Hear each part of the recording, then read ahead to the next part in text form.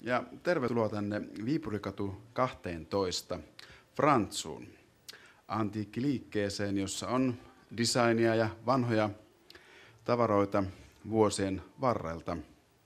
Tässä vierelläni on Bappen, liikkeen omistaja. Voisitko kertoa näin omin sanoin, että mistä sinulle syntyi idea tehdä tällainen liike ja mistä kaikki lähti niin kuin?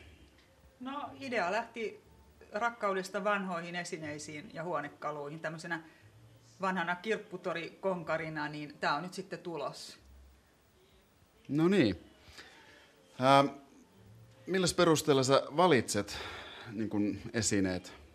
Onko asiakkaiden toiveiden mukaan vai ihan intuitio, kun haet tuotteita tänne, niin mikä on se, että mikä saa tekemään sut päätöksen?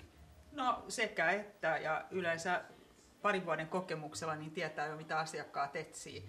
Eli uushopeeta aika paljon, se on taas muodissa, tinaesineitä ja ihan vanhaa lasia kaikkea. Joo. No, täällä on paljon kaikkea kaunista, niin kuin voimme sen nähdä tässä. Onko täällä jotain sellaista eritoten, mikä merkitsee sulle, niin kuin joku tällainen esine? No, täällä on aika paljonkin, mutta jos mä nyt jonkun sanon, niin esimerkiksi tämä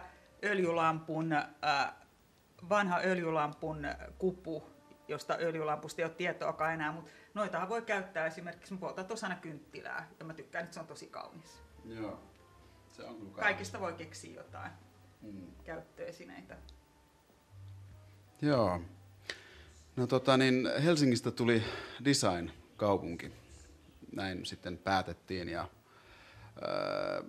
tuleeko sulle jotain mieleen, tai että mitä tulisi olla sitten täällä esimerkiksi lisää siihen liittyvää?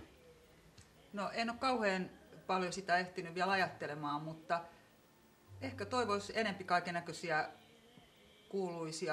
kuuluisien taiteilijoiden näyttelyitä ja tällaisia. Joo.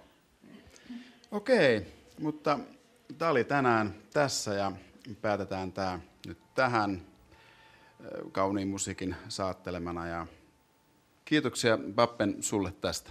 Kiitos. Kiitos.